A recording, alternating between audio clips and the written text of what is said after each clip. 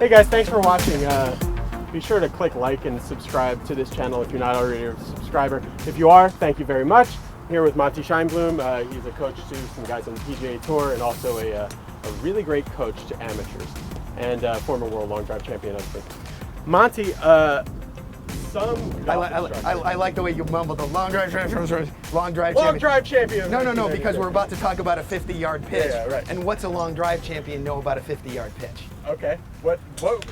There are some golf instructors that I used to religiously follow, who will remain nameless, probably clamp out, but that say that the 50-yard pitch is the most important shot in golf. And when you were showing me a pitch briefly the other day, it's a completely different way to the way I've been before I was going to golf instructors that would tell me do this to hit a 50-yard pitch. Is that a good technique? No. I say no. Yeah. Okay, people always say to me, they're like, Monte, you have this idea, this concept that you teach people. You know, you're a long drive champion. If you knew anything about hitting a 50-yard shot, you would have made the tour. Yeah. And that is a perfectly fair question to ask. And my only answer is I didn't know this when I was trying to make the tour. Yep. Had I known it, things might have been a little different. I did not come up with this out of thin air. I spent probably 100 to 150 hours at the short game pitching areas at PGA Tour events, watching all the best players do it. And there are those that do it just the way you described, but what I noticed is the guys that were the most consistent, the guys that had the cleanest contact off of tight, nasty lies that you'll have a tendency to lay the sod, chunk it, blade it. Yeah. These guys, here's what I like to call it. I like to call it, see, to me, that's a manipulated motion. Everybody says a flip is a manipulated motion. The flip is a necessary manipulated motion when the swing is out of sync, like on the full swing. Yeah. In the 50-yard pitch, people who are watching me give lessons will literally, in the middle of the lesson, I was giving Frank Licklider a pitching lesson. Yeah. And this guy who couldn't have been better than a 30 handicap and was chunking every shot decided to interject and say, oh, I wouldn't listen to this guy. He's teaching you how to flip the club. And Frank goes, well, until you win $20 million on the tour, I'm not going to say what he said after that. Right. Okay? Here is my theory on this. I watch the best players do it. And the way I see it is you don't want to fight the inertia of the golf club, either in the backswing or in the through swing. And I have proven this to literally hundreds of people now, is what looks like a flip over here is either a vertical shaft or actually a little bit of shaft lean at impact. What this is a manipulated motion. What this is allowing the, I don't want to clunky here. Yeah. What this is as you're swinging through and my arms stop, I'm allowing the inertia of the club to continue. So when I get all the way over here, it looks like I've flipped it because I got a bowed right wrist. Yeah. But what I'm doing is as soon as my arms lose inertia, as soon as they stop, I let the club continue.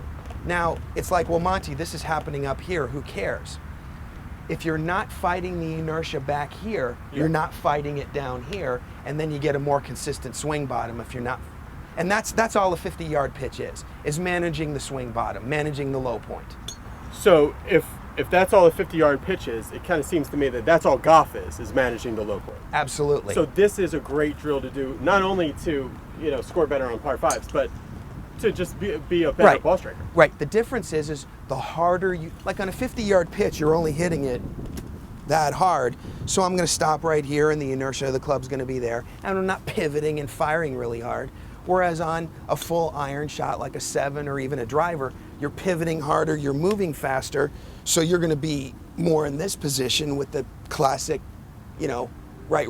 But then when you get up here, you let the inertia of the club continue. So the intention that you have of doing this on the 50-yard pitch at full speed with the 7-iron, it's the same intention, but it doesn't look like this. Correct. Because you're just not hitting it as hard. Right. And again, it's the same on the backswing.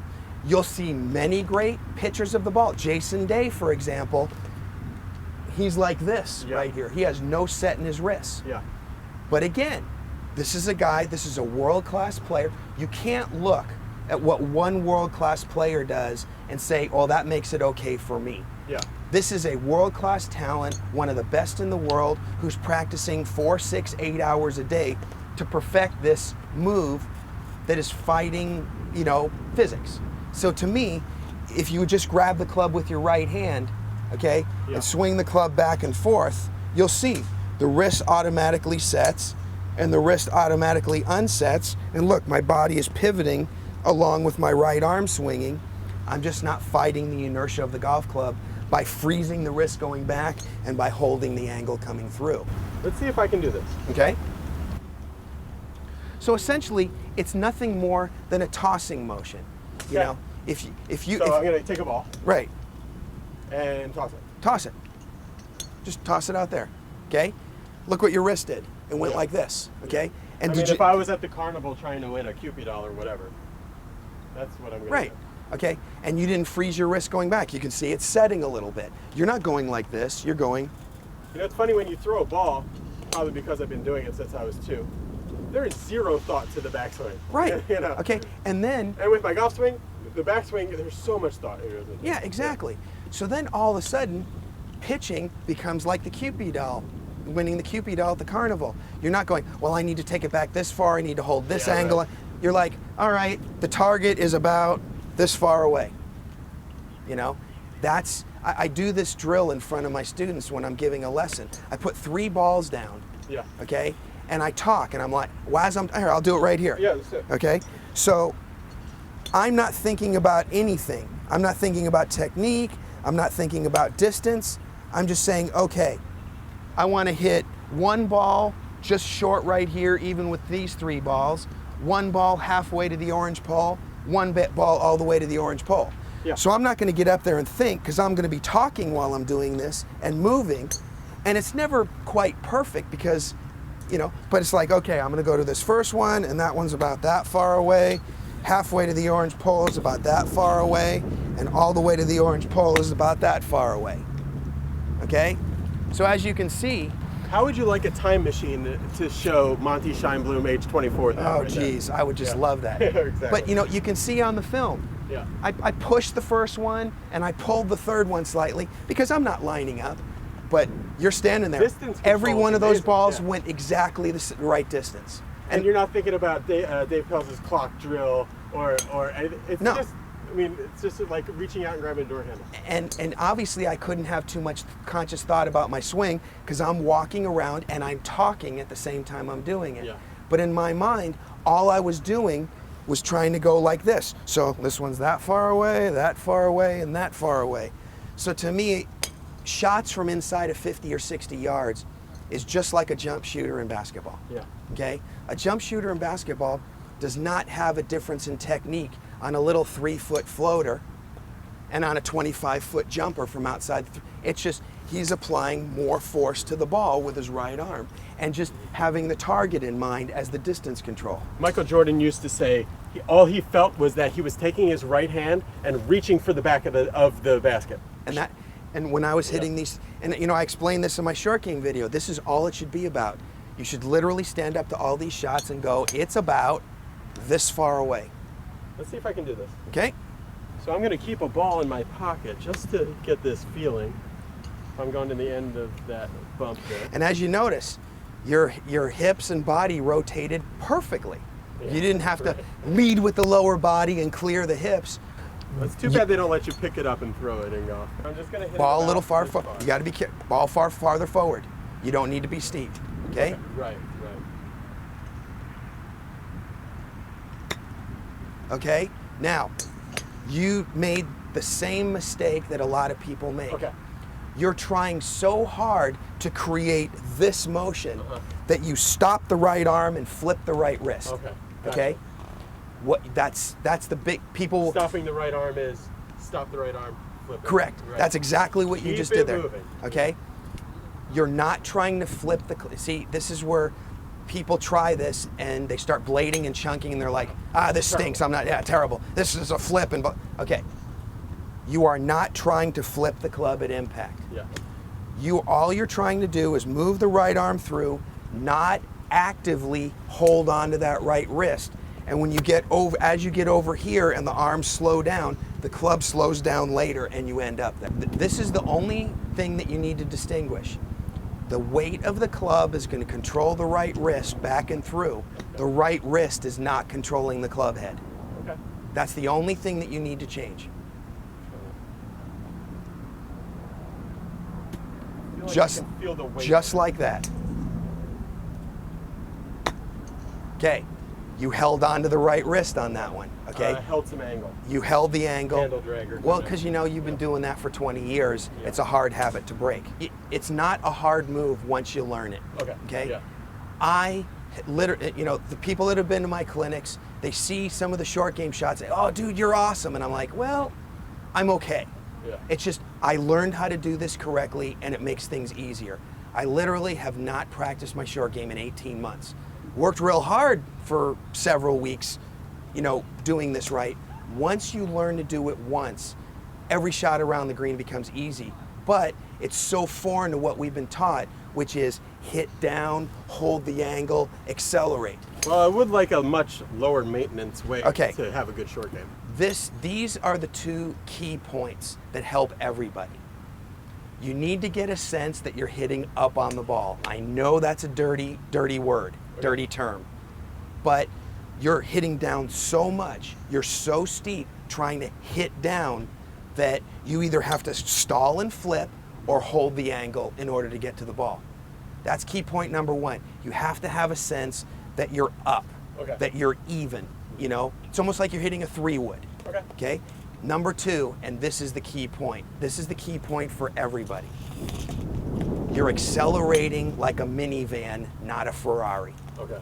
That is the big, huge one that because people will accelerate like a Ferrari burnout. and then have to stop at impact or else they're gonna nuke it. Yeah. So it's not stop at the ball and it's not hi-ya, and it's one constant speed through impact. Let's do it. So ball a little forward, get a sense you're hitting up, just like that. Much better. That was much better. I think people can really benefit from that minivan, not a Ferrari. Okay. Because a minivan can accelerate. It accelerates. Yeah. It just accelerates at a leisurely pace. Yeah. Okay. Now here's the benefits of this. Okay. The ball comes off the club the same way every time. You can control the spin. Yeah. You don't get one huge spin or one that doesn't spin so much. You get a constant spin because you're not accelerating so hard. Okay? Yeah. So, you know, I have people do this drill where I say, take a full swing and hit it as short as you can. Yeah. All right? And what that is this. Now I took that almost to parallel. I wasn't even accelerating like a minivan. I was accelerating like a tortoise. Yeah. And I hit a perfectly nice shot with a full swing. What'd that ball go? About 20 feet? Mm-hmm. Okay? And it looks like I'm decelerating. Yeah. But I'm just not accelerating at that Ferrari pace. Yeah. Now that's really hard to do what I just did. There's one more thing. Yeah. Okay? Phil Mickelson is a short game genius. Far be it from me to criticize anything he says. The guy's awesome. Yeah. But, and he's brilliant at that hinge and hold shot. Mm-hmm. But the impetus for me learning how to do this correctly and me teaching this to people was I was at a tournament 2 or 3 years ago. I apologize for not remembering which one it was, but I'm like, ooh, Phil's hitting pitches. I'm going to go watch. And I went over there and he hit some hinge and holds. Yeah. Absolutely. 2 bounce skippers. The crowd went berserk. Yeah. But about 80% of his pitching practice, he's up there like this at the finish. Mm-hmm. Ball came off very dead, not a lot of spin, under control. Not the big juicy shot that everybody gets, the crowd goes wild over, but his basic shot, his right wrist is like this, and he's in this position right here. His left wrist. Excuse me, thank you, he's left hand. But yeah. He hit very few of those. One thing I want to ask you about with this is with my normal pitching motion, there's more of this right kind of stuff. in order to do it, I have to have the face of the club quite open and my stance also quite open. Yeah, you know, terrible.